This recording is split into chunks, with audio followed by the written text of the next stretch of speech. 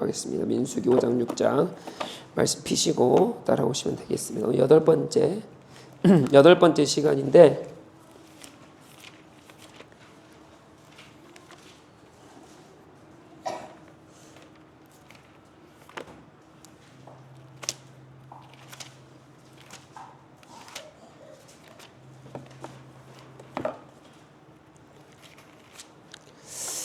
오 장 6장은 같은 주제예요. 같은 이제 5장부터 사실 9장까지는 10장 전반부까지는 사실 같은 주제입니다.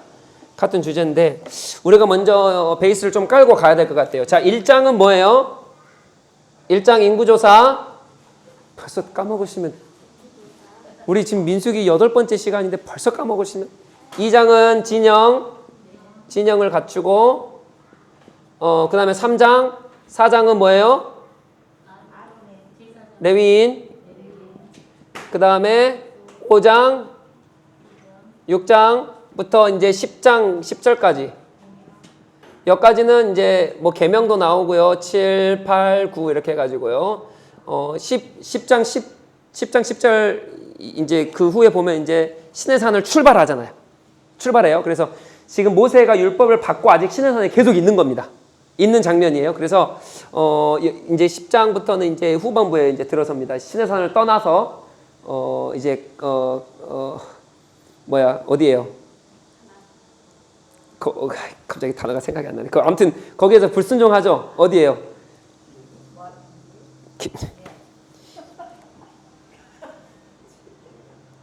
거기서 아무튼 불순종합니다. 거기 가가지고 어디예요? 거기 아무튼 거기 13장에 14장에 불순종하죠.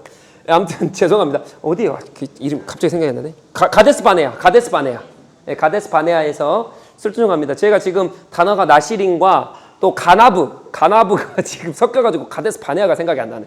네, 자, 그리고 5장 6장부터는 뭐냐? 정결, 계명이에요. 계명, 부정, 거룩까지 해가지고, 그러니까 이것에 하나님의 계명, 즉 말씀이 있어야죠.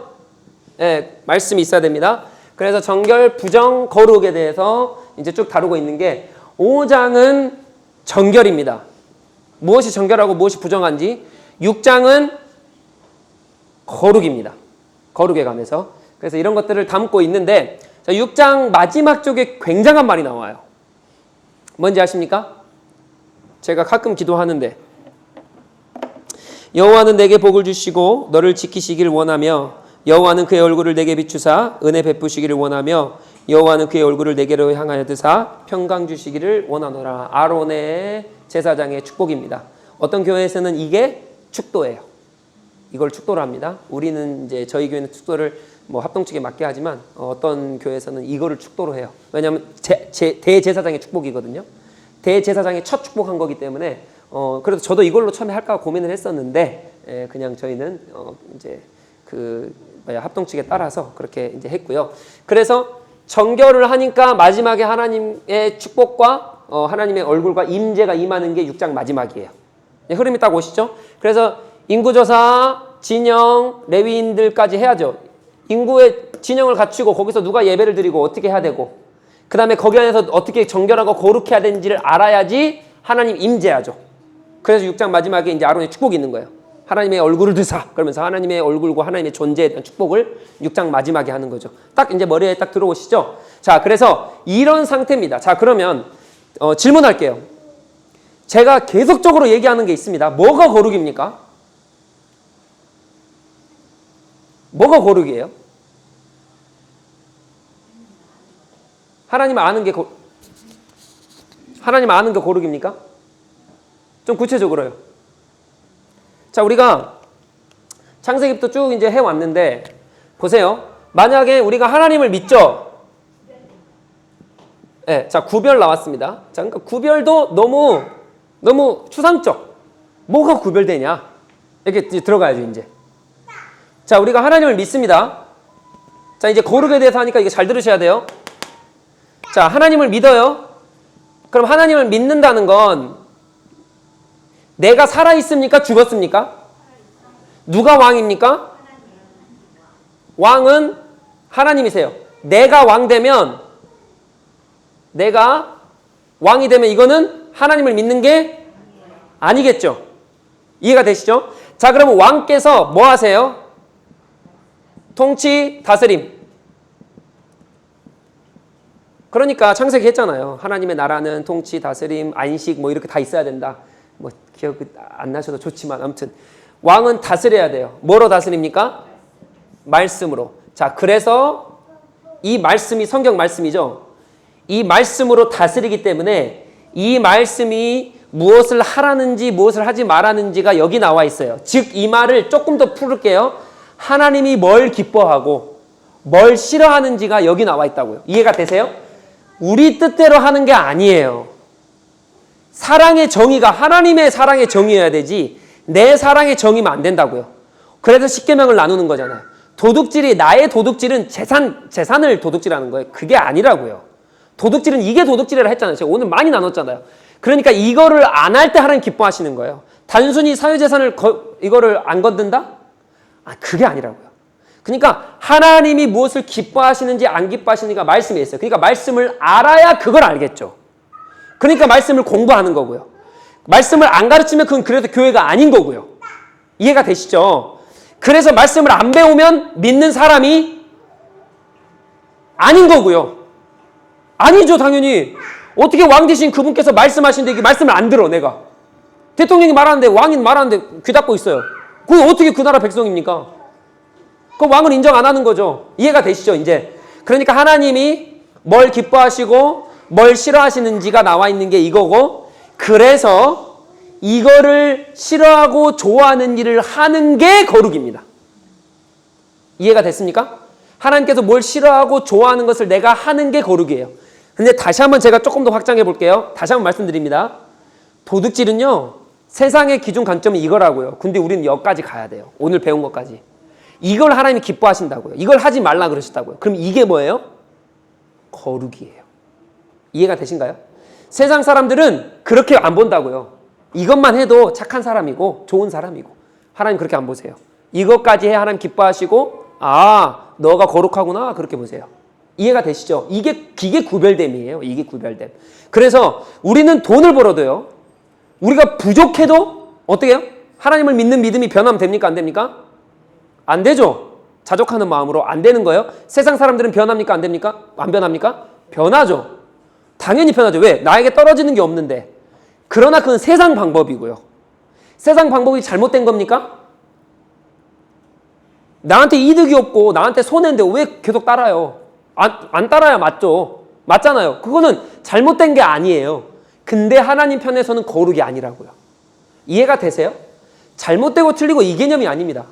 거룩은 세상이 아무리 옳고 이성적으로 맞고 그 방법이 맞아요. 어떻게 가난한데 섬기냐고요. 세상 방법으로는 안 섬겨도 됩니다. 근데 하나님은 섬기래요. 그래도 섬기래요. 그게 뭐예요? 거룩이에요. 이해가 되세요? 그러니까 우리는 하나님 방법대로만 하는 사람들입니다. 이게 거룩이에요. 옳고 그름에 그걸 뛰어넘어 계셔야 돼요. 그래서 우리는 그래서 말씀을 배우는 거고, 이게 뭐예요? 구별입니다.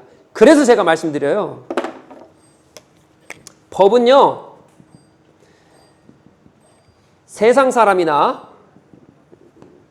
미신을 믿고 무당과 타로 뭐 이런 사람들은, 미신이죠? 이런 사람들은 이게 기준이 돼서 사람들을 판단하고 판결하고 다 합니다. 근데 우리는요, 뭐가 기준이 돼요? 말씀이 기준이 돼가지고 판단하고 판결하고 똑같아요. 이렇게 되는 거예요.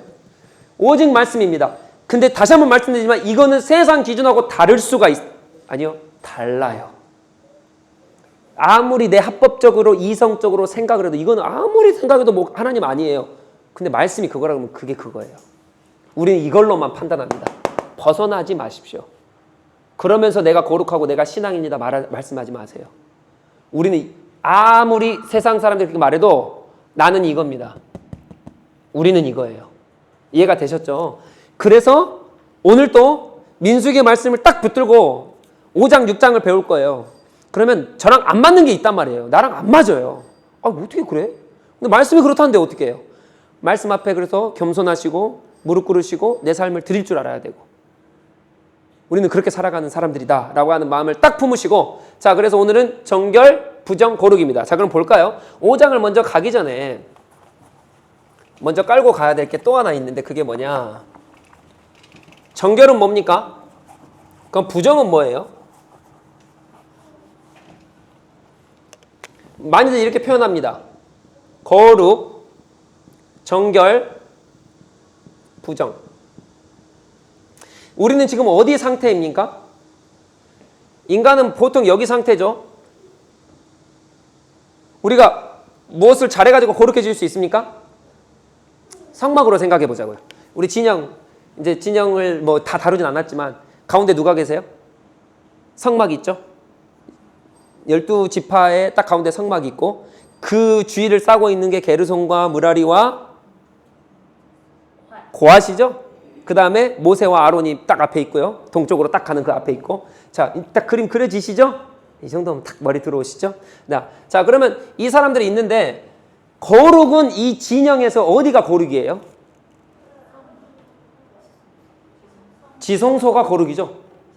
그러니까 성막 안에서도 지성소가 성소가 따로 구별되어 있고 거기 지성소가 거룩이에요. 그러니까 거기 들어가면 다 죽어요. 무조건 하나님 정해준 시간, 정해준 사람, 정해준 방법으로 들어와야 돼요. 다시 한번 정해준 사람, 정해준 시간, 정해준 방법으로 들어와야 돼요. 그게 거룩입니다. 자, 다시 한번 제가 말씀드릴게요. 그래서 우리는 정해준 시간, 정해준 사람, 정해준 방법이 어디 나와 있어요? 말씀에 나와 있다고요. 세상 방법과 달라요. 세상 방법은 그렇게 가도 하나님이 이렇게 정해주셨으면 우리 이렇게 하는 거예요. 이해가 되십니까? 이 기준이 망하는 기준이에요. 그래도 이렇게 하셔야 돼요. 그게 우리입니다. 그거를 요구하세요. 이해가 되셨죠? 자, 그래서 우리는 그 거룩으로 다 될 수 없어요. 그러니까 여기에 있기를 노력해야 되는 거예요. 최선을 다하셔야 돼요. 근데 이 정결은 뭐냐? 언젠가는 부정이 쉽게 돼요. 그리고 내가 주님 앞에 제사를 드리려고는 어떻게 해야 돼요? 제사를 다시 드리면 다시 정결해져요. 이게 그래서 왔다 갔다 합니다. 세상에서 내가 그래서 부정해질 수도 있고 정결해질 수도 있는 거예요. 근데 내가 거룩해지려면 그러니까 한마디로 말해서 내가 도덕적으로 아무리 발라도 아무리 착하고 아무리 선하고 아무리 신앙으로 난리를 치고 아무리 해도 거룩해질 수 있습니까? 절대 없어요. 우리는. 거룩은 우리 소관이 아닙니다. 거룩은 하나님 임재예요. 근데 그분이 그래서 임재하시면 다 죽습니다. 거룩하지 않기 때문에. 근데 중요한 건 정결한 자가 하나님 앞에 나가면 괜찮아요.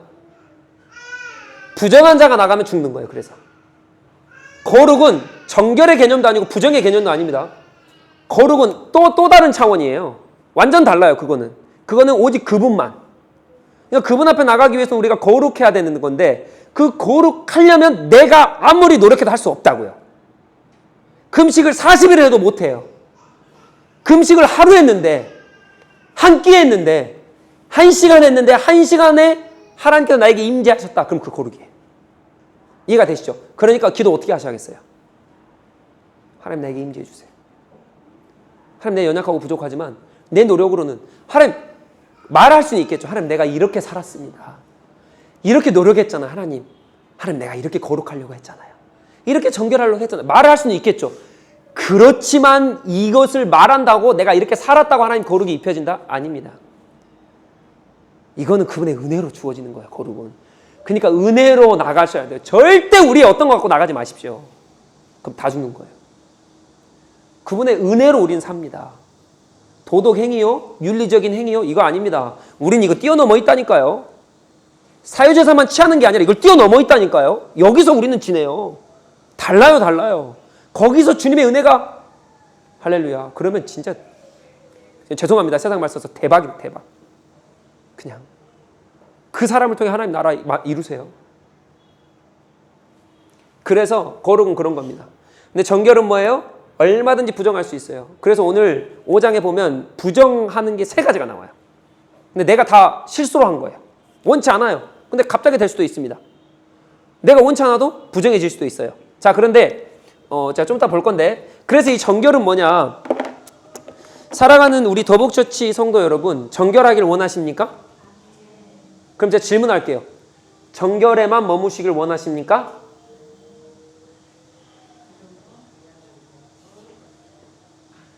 정결은요, 이게 없는데 제가 설명을 한번 드려볼게요. 이게 없는데, 우리 그 개혁 신앙에서 이렇게 말합니다. 자, 이게 지금 사과라고 생각을 해보세요. 제가 올려놨어요. 진짜 동그래요. 각도 없고요. 그럼 이게 어떻게 떨어질 수 있겠죠? 막 불안하잖아요. 그렇죠? 이거 막 떨어질 수 있겠죠? 이렇게. 이게 정결이에요. 언제든지 떨어지게 가능합니다. 내가 정결을 사모한다고요? 맞아요. 사모하셔야죠. 정결이 필요하다고요? 영원하지 않습니다. 정결은 언제든지 부정해요. 부정으로 언제든지 타락합니다. 언제든지 내려갈 수 있어요.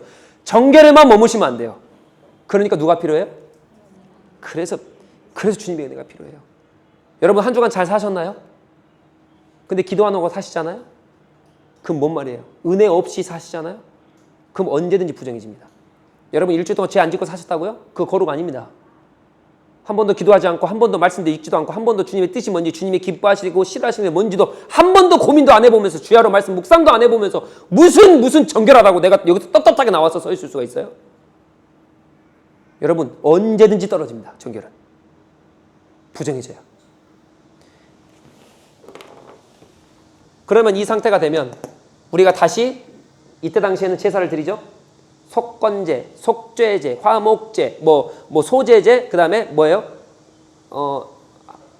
첫 번째 거가 뭐죠? 오늘 왜 단어가 이렇게 생각이 안 나냐? 번제, 맞아요. 번제. 5가지 제사를 이제 드리면서 이제 정결해져요. 정결한 백성이 하나님의 임재, 하나님의 은혜 주시면 거룩해지는 거죠. 근데 이것은 영원할 수 있다, 없다? 절대 없다. 우리는 하나님의 은혜밖에 없어요. 그래서 하나님의 은혜. 이것을 예수 그리스도가 다 감당하십니다. 부정해진 우리를 그분의 십자가로 감당을 하세요.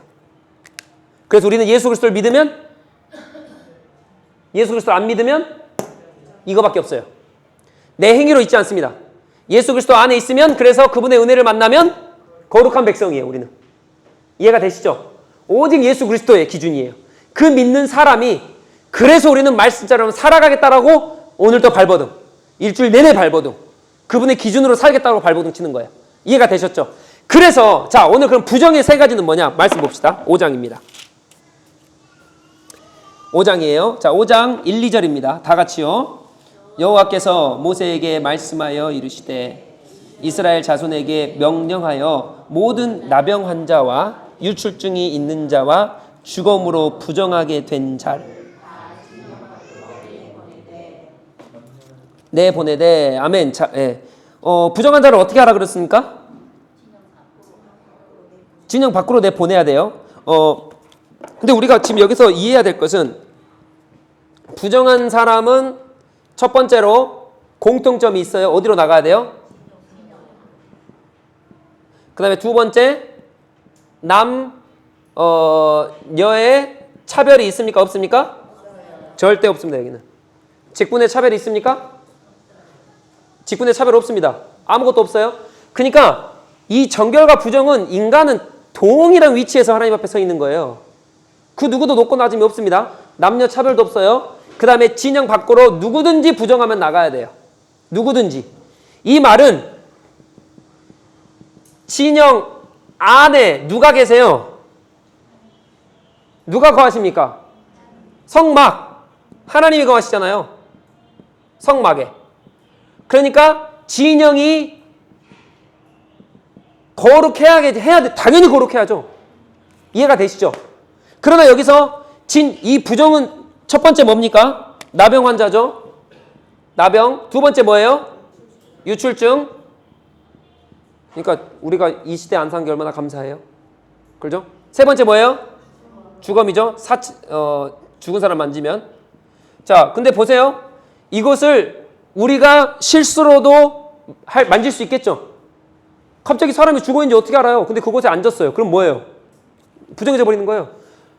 유출증. 여성분들 한 달에 한 번씩. 내가 원합니까? 그리고 뭐가 비었어요. 갑자기. 피나요. 막. 나병 환자. 이 사람이 나병 환자인지 나오는데 어떻게 알아요?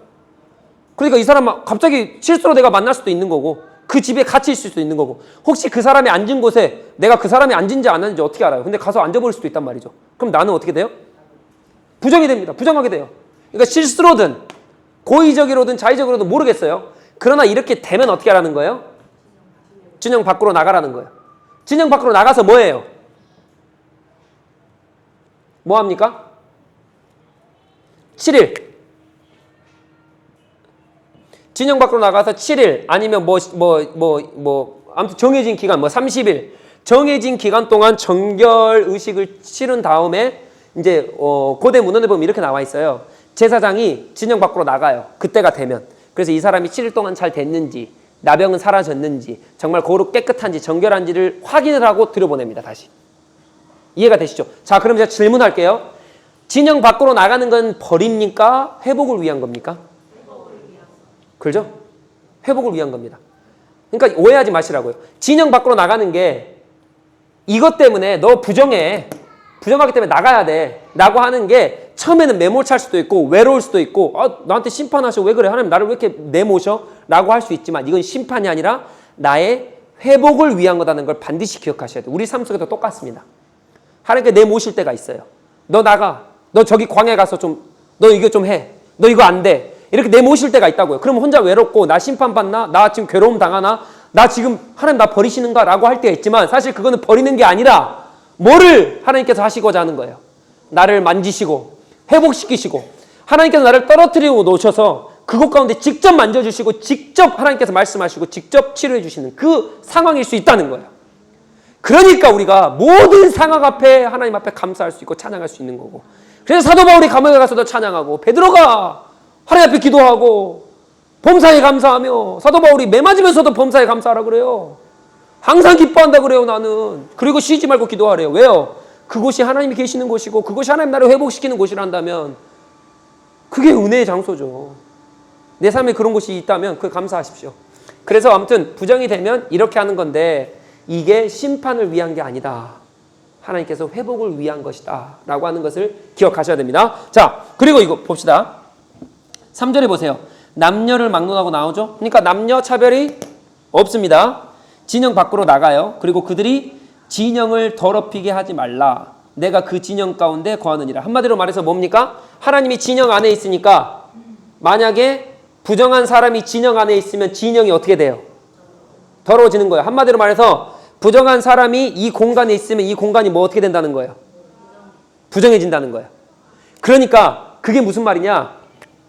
만약에 내가 부정하잖아요? 그럼 누구를 위해서라도 나가야 돼요? 이웃을 위해서라도 나가야 돼요. 왜요? 내가 그 진영 안에 있으면 뭐예요? 다 부정해져 버리거든요. 그러니까 이게 뭡니까? 부정한 사람은 나가야 돼요. 왜요? 이웃 사랑을 해야 되기 때문에. 이웃까지 부정시킬 수가 없잖아요. 이해가 되시죠? 그러니까 보세요. 이게 얼마나 아름답냐고요. 이게 너무 외롭고 힘들고 광야로 쫓겨나는 게 정말 심판인 것처럼 보이나 사실 이 사람에게는 너 이웃 사랑해. 너 때문에 다른 사람도 똑같이 죽으면 하나님의 영광을 못 보면 안 돼. 그러니까 이 삶이 얼마나 아름답냐고요. 그러니까 자발적으로 나가는 사람도 있겠죠. 그래서 그곳에 가서 심판이 아니라 하나님께 나를 만져주시고 회복시켜 주실 시간이구나 라고 이 은혜를 경험하고 오는 사람들도 있겠죠.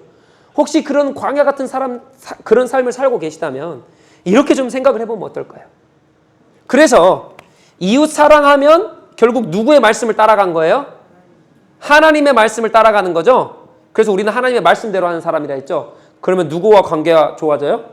또 하나님과 관계가 좋아집니다. 이게 뭐예요? 하나님 사랑입니다. 이해가 되셨죠? 율법에는 하나님 사랑, 이웃 사랑 그냥 깔려 있어요. 이해가 되시죠? 내가 하는 모든 행동이 이웃을 사랑하는 행동, 이웃을 위한 행동, 그 가치를 존중해주고 이해해주고 마음을 헤아려주고 그 사람이 어떤지 도대체 이 사람의 삶이 어떤지 어떤 마음일까 내 안에 생각해주고 그래서 제가 고민하다가 우리가 실천할 수 있는 게 헌금인 것 같아요. 정말 이분 헌금 하셔야 됩니다. 우리가 정말 어려운 분이 있어요. 제가 말을 못하겠지만 이게 우리 공동체의 회복이 임하는 거고 은혜가 임하는 거고 우리가 그렇게 할 수 있다는 게 진짜 감사한 거예요, 여러분. 진짜 감사한 겁니다. 약속합니다. 저 이 돈 허투루 안 쓸게요. 절대 안 씁니다. 그런 거 없습니다. 평생 없을 거고요. 예. 자, 아무튼 그래서 이런 공통점이 있다. 이렇게 보시면 될 것 같아요. 자, 그리고 가볼까요? 4절에 이스라엘 자손이 그같이 행하여 그들의 진영 밖으로 내보냈으니 곧 여호와께서 모세에게 이르신 대로 이스라엘 자손이 행하였더라. 그러니까 이스라엘 백성이 하나님 말씀대로만 하죠. 여러분 생각해 보라고요. 너 부정에 빨리 나가. 그러면 이 받는 사람은 얼마나 상처겠어요. 그러나 뭐예요? 하나님 말씀대로 하는 거잖아요. 이게 거룩이. 이게 세상 방법과 다른.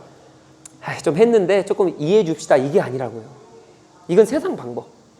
그러니까 어쩔 때는 우리가 좀 차가울 때도 있고 어쩔 때는 단호할 때도 있어야 될 것이며 그러나 그게 모두가 다 사랑이에요. 사랑 안에서. 그러니까 받는 사람만 받는 거예요. 이거 아무나 못 받습니다. 진짜 깨어있는 사람만 받을 수 있어요.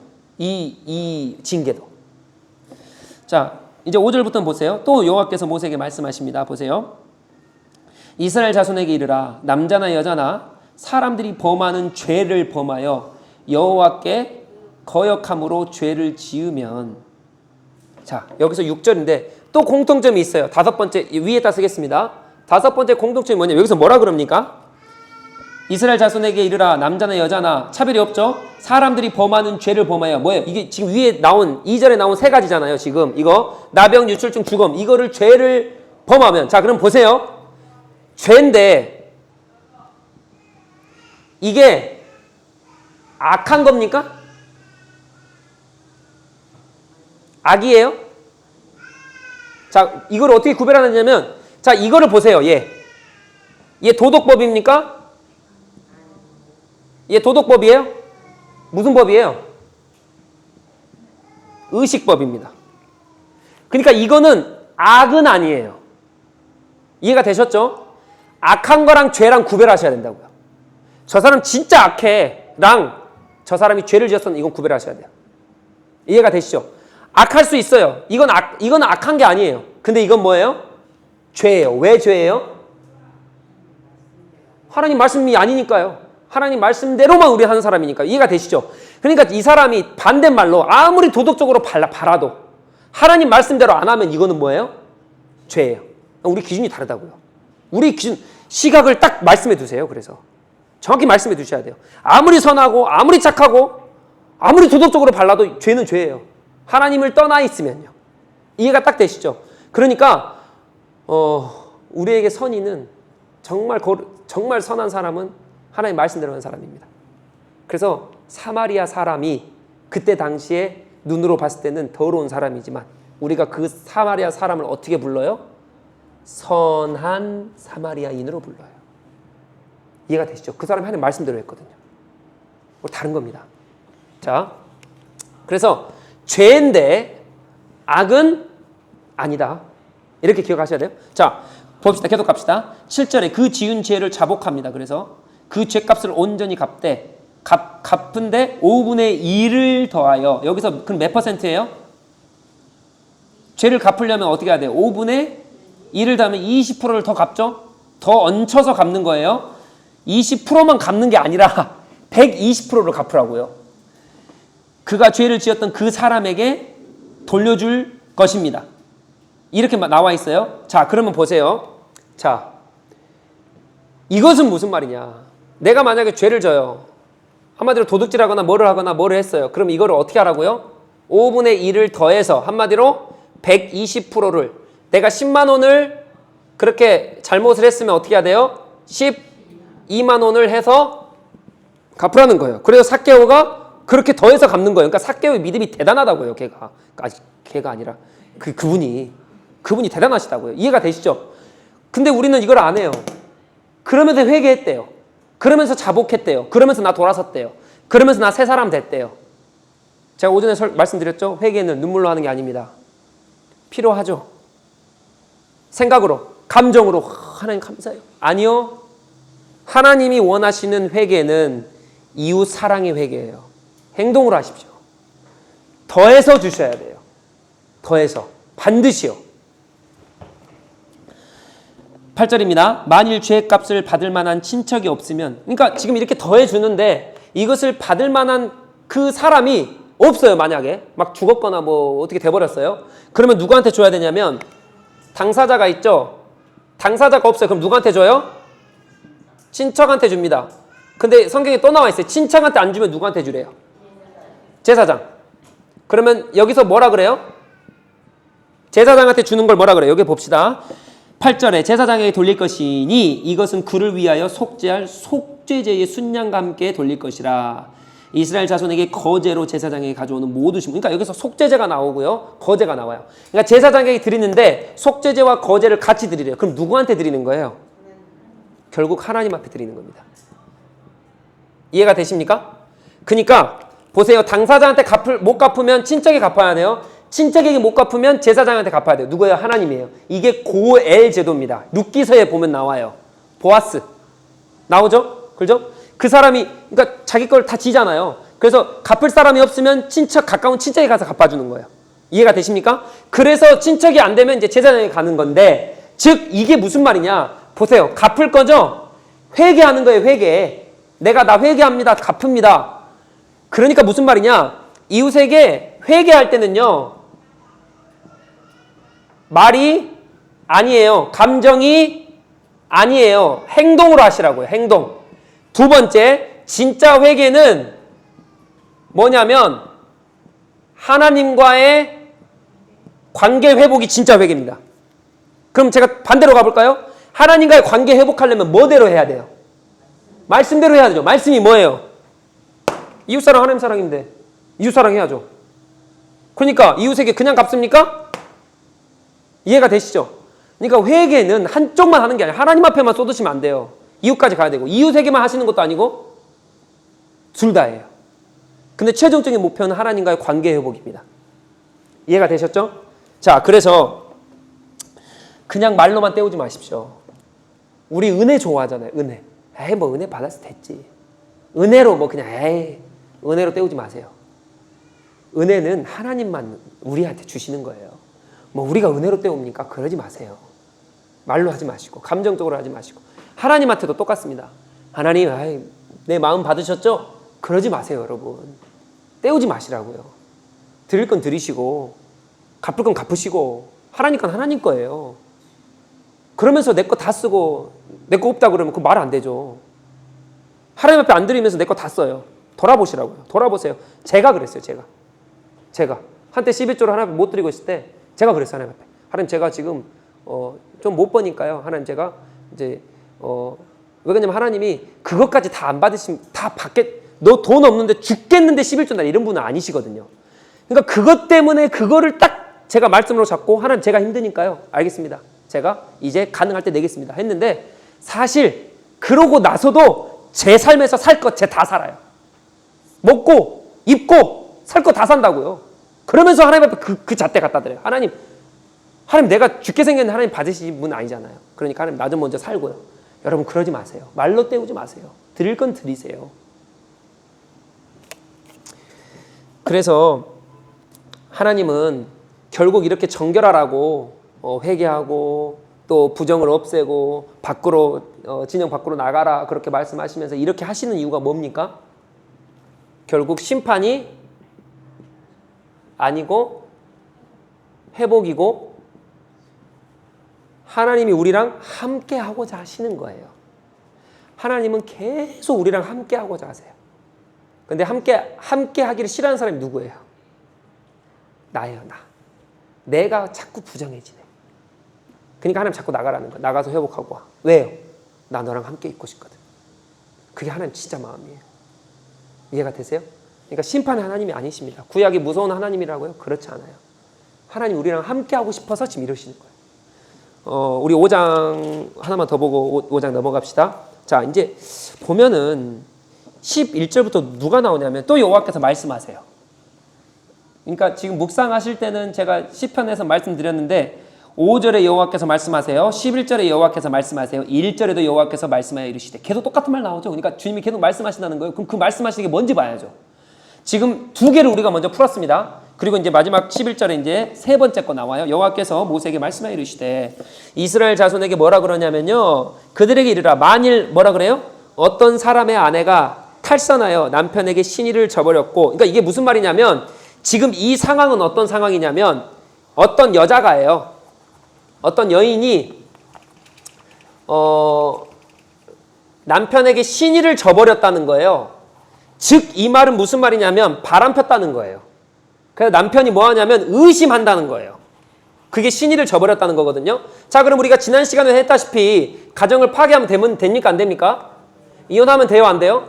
안 돼요. 기본적인 원리는 안 됩니다. 안 되는데, 자, 그러면 이혼을 그렇게 해버렸어요. 간음을 저버렸어요. 그러면 어떻게 해야 돼요? 돌로 쳐 죽여야 돼요. 그러니까 지금 이 여인은 돌로 쳐 죽일 상황에 놓인 거예요, 지금. 신의를 저버렸기 때문에. 근데 이 말씀 구절을 제가 다 풀 수는 없기 때문에 제가 간략해서 요약해드리면, 지금 하나님께서 간음하지 말라라고 율법에 말씀하셨잖아요. 그거를 이스라엘 백성이 너무 잘 알아요. 그래서 만약에 이 여자를 내가 데리고 있는데 여자를 쳐버리고 싶어요. 왜냐면 일부 다처제가 가능하잖아요. 그러니까 이 여자 저 여자 막 이렇게 하고 싶은데 너무 여자가 많아. 근데 난 이 여자도 사랑하거든요. 그러면 이 여자를 또 쳐내는 거예요. 근데 그냥 쳐낼 수는 없어요. 왜요? 쳐내면 어떻게 돼요? 안 됩니다. 끝까지 여자를 보호하라 그랬잖아요. 가족을 이게 파탄시키면 안 된다 그랬죠? 끝까지 보호해야 돼요. 근데 그래서 이것을 어떻게 하면 이 여자를 버릴 수 있을까라고 이 사람들이 고민을 한 거예요. 간음은 하면 안 되겠고. 고민을 하다가 어떻게 하냐면, 여자가 바람을 폈다라고 얘기를 하자. 근데 그 여자가 바람을 폈는지 안 폈는지는 정확한 증거는 몰라요. 근데 정확한 증거가 잡히면 이제 끝나는 거예요. 근데 이것을 어떻게 하냐면요, 2명에서 3명의 증인을 세웁니다. 자기 친구를. 그래서 입을 맞춰요. 그럼 그 사람들은 똑같은 짓거리 하는 사람들이겠죠. 2-3 증인을 세워가지고요. 그래서 어느 날은 이 남자 편에 서가지고, 야, 저 와이프가 그랬어요. 증언해주고. 또 어느 날은 이 남자 편에 서가지고, 저 와이프가 그랬어요. 그래서 여자를 계속 버립니다. 그런 일을 행해요. 근데 이게 읽어보면요, 나중에 아론과 제사장 앞에 가가지고 모세 앞에 가서 심판을 받아요. 그러니까 모세가 딱 보고, 너 거짓말 치네? 딱 이럴 수 있단 말이에요. 그러면은 이 사람들이 다 잡담해서 그렇게 하는 게 들통날 수가 있잖아요. 그럼 잘못이지 않습니까? 하나님 앞에 큰 죄죠. 그러니까 이 사람들이 어떻게 하냐. 정확한 증자는 없지만 여자를 버리기 위해서 뭐를 하냐면요, 악어떼 있죠. 악어떼를 그 악어떼에서 통나무 하나 딱 놔요. 그래서 여자를 그 사이로 지나가게 합니다. 그래서 여자가 지나가다가 악어떼가 물거나 잡아먹잖아요. 그럼 거봐, 하나님께서 저 바람 펴가지고 저 심판하신 거예요. 그렇게 말해요. 그렇게 남자들이 악랄했습니다. 하나님 법을 가지고요, 오용하는 거예요. 피해가려고, 피해가지고. 그래가지고 지나가면 어떻게 해요? 거봐, 내가 의심한 게 맞잖아. 거봐. 근데 악어떼가 안 물고 그냥 지나가면 어떻게 해요? 근데 내가 조금 의심했네. 이렇게 또 끝나요. 그러니까 어떻게든 여자를 버리고 싶어가지고. 그거예요, 지금. 이 상황일 때 여자를 버리라, 버리지 말아라. 버리지 말아라는 거예요. 그러니까 여기 보면요, 막 여자 21절, 22절에 보면 막 여자에게 저주를 해요. 그러니까 여자가 진짜 바람을 피면 저주를 해야죠. 왜? 가정을 파탄난 거야 하는 거니까. 근데 사실 그게 아니라 진짜 여자가 바람을 폈냐 안 폈냐를 물어보는 거예요. 안 폈으면 하나님께서는 원하시는 게 뭐냐? 그 여자를 끝까지 지켜주시길 원하는 거예요. 여인을 끝까지 너가 책임져라. 그래서 보세요. 29절. 이는 의심의 법이니, 그러니까 의심하면이라 그랬죠, 제가. 의심의 법이니 아내가 그 남편을 두고 탈선하여 더럽힌 때나, 또는 그 남편이 의심이 생겨서 자기 아내를 의심할 때에 여인을 여호와 앞에 두고 제사장이 이 법대로 행할 것이라. 남편은 무죄할 것이요 여인은 죄가 있으면 당하리라. 즉 그 말은 무슨 말입니까? 28절에 여인이 더럽힌 일이 없고 정결하면 해를 받지 않고 임신하리라. 여자를 지키시는 법입니다. 이거는. 그래서 이해가 되시죠? 그러니까 남자가 그때 그렇게 악랄했다는 거예요. 남자들이 어떻게든 여자를 버리려고. 그래서 여자를 지키시는, 그럴 때에 진영 중에 뭐 한다? 정결하다는 거예요. 하나님 법대로 했을 때. 이해가 되시죠? 자, 그래서 이거는 이제 5절은 여기까지입니다. 자, 6장. 6장은 나시린에 관한 것입니다. 나시린. 여러분 나시린 잘 아시죠? 나시린. 자, 오늘 제가 이거 하려고 여기까지 왔는데, 이것은 5장은 정결이에요. 6장은 거룩입니다. 나시린은 정결을 뛰어넘어 거룩한 자예요. 왜? 하나님을 위한 사람이니까요. 하나님만 위해서 존재해요. 그런데 이걸 착각하지 마십시오. 많이들 착각해요. 우리의 신앙에 이걸 있으면 버리셔야 돼요. 세상으로부터 구별됨이죠. 세상으로부터 금욕주의 이거 아니에요. 아니라고요. 근데 우리는 꼭 신앙생활 하는 사람들은 세상으로부터 뭔가 금욕을 해야 된다 생각해. 복음이 우리를 자유케 했는데 뭐가 더 필요합니까? 우리가 뭐가 더 필요해요? 우리 자유한 사람들이에요. 금욕주의가 아니라고요. 나시린은요, 하나님을 섬기는 일을 한 특별한 사람이에요. 그래서 하나님께만 충성하고 이게 아니라 충성하고 섬기는 자들입니다. 금욕주의가 아니에요. 그래서 우리 불교는 고기 못 먹고 세상 거 끊고 막 그러죠? 그거 아니라고요. 우리는 세상에서 하나님께 주신 그 모든 사유재산들을 다 누리며 즐길 수 있습니다. 그러나 우리는 하나님께 속한 자고 그래서 하나님께만 충성하고 하나님 법대로 하는 사람들. 그래서 하나님만 섬기는 거. 이게 나시린입니다. 그리고 두 번째, 나시린은 누가 있어요? 생각나는 사람 누구 있습니까? 삼손. 그 다음에요. 기억 안 나요? 사무엘이 있습니다. 사무엘도 한나가 소원했잖아요. 그 다음에 또 누가 있는지 아세요? 2명 더 있어요. 세례 요한. 세례 요한도 따로 옷 따로 입고 그러니까 따로 먹고 구별해 드렸잖아요. 그다음에 한 명 더 있습니다. 누군지 아십니까? 이것은 이제 말씀 보면 나오는데 사도 바울입니다. 사도 바울도 나시린이에요. 하나님 앞에 드려진 자. 그러니까 금욕주의가 아닙니다. 금욕주의가 아니라 하나님께 충성한 사람들이에요. 자, 그럼 이제 질문할게요. 이 6장에 보세요. 자, 6장에 1절, 2절 읽어볼게요. 시작. 여호와께서 모세에게 말씀하여 이르시되, 또 말씀하시네요. 똑같은 구절이에요. 이스라엘 자손에게 전하여 그들에게 이르라. 남자나 여자가 특별한 서원, 곧 나시린의 서원을 하고자 하고 자기 몸을 구별하여 여호와께 드리려고 하면, 이렇게 출발하죠. 자, 그러면 나시린은 남자만 됩니까? 남, 여 다 가능합니다. 근데 여기서 특별이라는 단어에 주목하셔야 돼요. 제가 이 나시린을 왜 지금 말씀드리냐? 우리 더보처치의 성도님들이 다 나시린이 되기를 축복합니다. 여러분 다 나시린 되셔야 돼요. 제가 이제 설명할게요. 삼손과 사무엘과 세례요한과 사도 바울은 평생 나시린이에요. 여기서 말하는, 보세요. 특별한 서원, 곧 나시린의 서원을 하고자, 이게 무슨 말이냐면 이거는 평생이에요. 근데 일정 기간만 하는 나시린이 있습니다. 지금 6장은 그겁니다. 일정 기간만 해요. 하나님 내가 6개월만요. 하나님 제가 1년만요. 하나님 제가 2년만요. 이 나시린이 따로 있습니다. 그러니까 한마디로 이런 사람은 어떤 사람이냐? 이 사람들 하나님 앞에 드려진 사람들이잖아요. 그래서 하나님의 일을 특별히 하나님 주권에 따라서 하나님 일하는 사람들이고, 일정 기간은 평신도예요. 진영에 있는 12지파의 사람들이에요. 근데 그 진영의 12지파에 있는 사람들이 내가 하나님을 너무 사랑해요. 그래서 하나님 내가 일정 기간 동안 6개월 동안 1년 동안 하나님을 위해 섬길게요. 충성할게요. 섬길게요. 라고 하면 평신도 사역자가 돼요. 그래서 성막에 섬깁니다. 하나님을 섬겨요. 이게 일정 기간 동안 나시린이에요. 여러분 이거 못 하시겠어요? 여러분 한평생 하나님 주셨으면 여러분 일정 기간 동안 적어도 6개월 적어도 1년 동안 하나님 앞에 좀 헌신하셔야죠. 그거 못 하시겠습니까? 우리 평생 하셔야죠. 주님 앞에 생명빛 졌잖아요. 생명빛 졌으면 평생 해야 맞죠? 그런데 우리 처음 조금 한 발자국부터 시작하자고. 여러분 6개월 못 하시겠습니까? 하나님 내가 하나님의 뭐 해볼게요. 여러분 평신도 사역자 되라는 말 아닙니다. 하나님 앞에 무엇을 충성하실 거냐고요.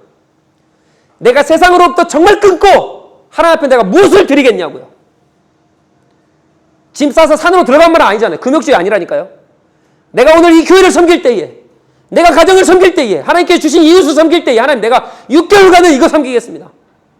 6개월간 이거 하겠습니다. 여러분 나시린 특별한 사람이 아닙니다.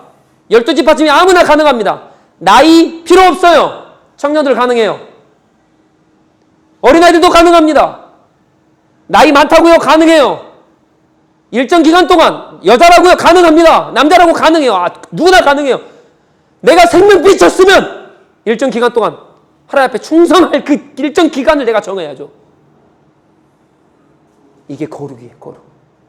한 번쯤은 하나님 은혜 가운데 사는 우리가 한 번쯤은 진짜 주님 앞에 목숨 들여 충성하며 섬기며 살아가는 내 인생에 어느 일정 기간이 있어야죠. 사랑하는 성도 그거 있으십니까? 저는 여러분이 그거 있길 축복합니다. 뭔지 모르겠어요.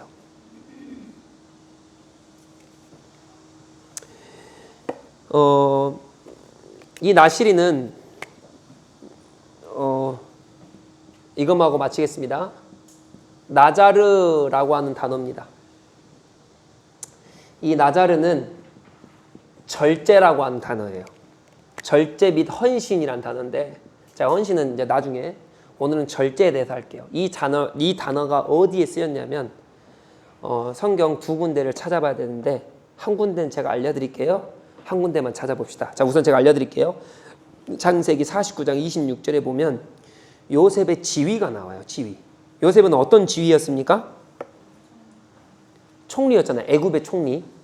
그 총리라는 것을 쓸 때, 즉 높은 지위라는 그 요셉의 지위라는 걸 쓸 때 그 단어가 나자르가 쓰였어요. 그러니까 요셉의 높은 지위를 썼을 때 나자르라는 그 단어가 쓰이는 거예요. 그런데 이게 무슨 말이냐? 첫 번째 요셉인데, 요셉의 지위, 이때 나자르라는 단어가 쓰였어요. 근데 이때, 자, 그러면 이게 높은 지위란 말이죠. 그러면 이 지위를 가지고 애굽에서 자기 마음대로 할 수 있죠. 누구한테 받았어요? 나자르면 하나님이죠. 하나님의 소원된 사람이잖아요. 그러면 이 지위를 자기 마음대로 쓸 수 있습니까? 없습니까? 안 되겠죠. 안 되겠죠. 그렇기 때문에 이 높은 지위마저도, 잘 보세요, 하나님의 특별하신 목적을 위해 사용한 게 요셉이에요. 그럼 이건 우리를 뭐라 그러냐? 사명이라 그럽니다. 그래서 요셉이 있음으로 말미암아 이스라엘 백성이 살아요. 요셉이 애굽 총리가 돼서요, 야곱의 가족들이 와서 살잖아요. 그 사람들이 애굽에 살다가 이스라엘 민족이 백성이 돼요. 60만 명이나. 이해가 되죠? 그게 뭐예요? 특별하신 목적과 사명입니다. 높은 지위, 이거 중요한 게 아니에요. 돈 많고 적음. 여러분, 그거 받는 순간요, 우리는 하나님 사명 져버립니다. 근데 요셉은 뭐예요? 뭐 하는 거예요? 절제하는 겁니다. 잘 들으셔야 돼요. 절제하는 거예요. 제가 수지한테 이런 말을 했어요. 우리가 할 수 있다고 해서 다 하는 것이 아니다. 여러분, 할 수 있다고 해서 다 합니까? 이 정도 할 수 있으니까. 그러지 않습니다. 우리 나자르예요. 절제하셔야 돼요. 요셉이 할 수 있는데 안 한다니까요? 다윗도 마찬가지예요. 하나님의 사람들 할 수 있는데 안 해요. 여러분 기억하세요. 제가 하지 말라, 무조건 하면 안 됩니다. 그 말이 아니에요. 돈이 있어도 할 수 있어요. 안 하는 거예요. 도대체 하나님의 뜻이 어디 있나? 목적이 어디 있나? 하나님이 이 돈 갖고 뭘 원하시나? 내 자녀 내 마음대로 할 수 있습니다. 그러나 내 마음대로 할 수 있어도 하지 않는 거예요. 왜요? 하나님 뜻이 어디 있나? 하나님 목적이 무엇인가? 내 지혜 갖고 가지고 놀지 마세요. 그거 도둑질이에요. 내 가진 거 갖고 그거 가지고 놀지 마시라고요. 하나님이 주신 그 지위, 나자르예요. 나자르. 그 마음대로 사용하지 마세요. 내가 다 할 수 있다고 해서 다 하는 사람, 그거 크리스찬 아닙니다. 그거 갖고 도대체 하나님 목적이 무엇이고 내 사명이 무엇인지 발견하시고 그거 하세요. 우리 거 아니에요. 우린 청직입니다. 그게 요셉이에요. 이게 나자르입니다. 두 번째, 이건 찾아볼까요? 찾아보겠습니다. 레위기 25장 5절입니다. 레위기 25장 5절. 레위기 25장 5절.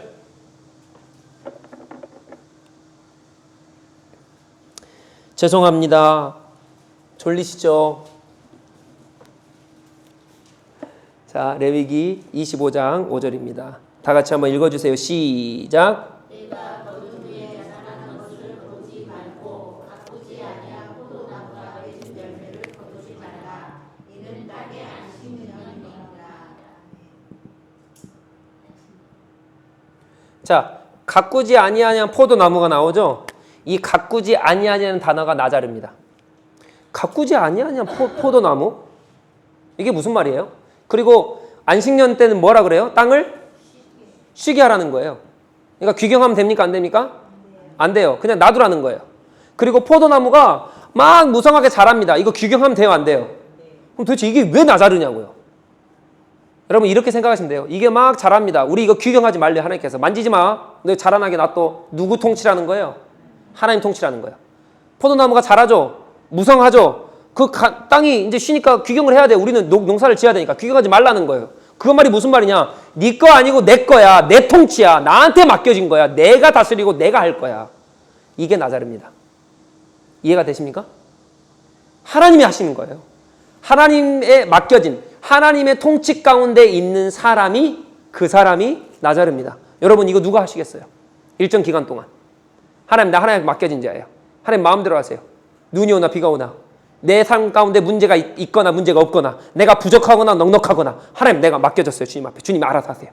이게 하나님이시라고요. 그리고 나는 뭐예요? 나자르라고요. 절제. 그게 나시린이에요. 여러분 누가 해보시겠어요? 누가 언제 주님만 붙들고 해보시겠어요? 이런 사람이 없어요. 이런 사람이 없어. 필요할 때만 하나님 찾죠. 내가 어느 순간에도 하나님 앞에 맡겨진 자다. 나는 하나님이 나를 맡기셨고 나를 아시고 나를 붙드시고 나를 붙들어 매시고 나를 이끄신다라고 하는 이 믿음이 사라져간 시대에 누가 하나님 앞에 하나님 내가 나시린 되겠습니다. 나다를 되겠습니다. 내 삶 마음껏 하세요. 주님만 붙습니다. 주님만 바라봅니다. 이거 누가 해보시겠어요? 내 지위 내 마음대로 이용하지 마시고 내가 할 수 있다고 내 마음대로 하는 것이 아니라 하나님 주셨기 때문에 하나님 마음대로 해보세요. 하나님 난 못해요. 내가 뭐 해야 될까요? 하나님 가진 게 너무 많은데 어떻게 해야 될까요? 하나님 내 지식 어떻게 할까요? 하나님 내 건강 어떻게 할까요? 이런 것들을 고민하시며 살아가시는 우리 모든 더복처치 성도님들의 그 삶이 되어지시길 그래야 나시린의 삶을 살아가시길 주 예수 그리스도 이름으로 축복합니다. 질문 있으십니까? 질문 있으세요? 오늘 이제 5장 6장을 끝냈습니다. 다 끝내진 못했지만 그래도 이렇게 좀 마무리하고 다음 시간에는 이제 민수기 9번째 시간이에요. 이제 마지막 시간으로 그렇게 마무리하도록 하겠습니다. 질문 없으십니까? 네, 우리 한번 기도합시다. 기도하시고 오늘 말씀 좀 생각하시면서 하나님 내가 나시린 되길 원해요. 하나님 내가 맡겨주신 것 주님 앞에 드리기 원하고 내 삶을 주님께서 붙잡아 주시고 주님 통치해 달라고 내가 주님 앞에 맡겨진 사람이죠. 내 마음대로 하지 않는 사람 되게 해달라고 우리 다 같이 정결하길 원한다고 거룩하길 원한다고 우리 한번 그렇게 주님 앞에 기도하며 나갑시다. 기도합니다.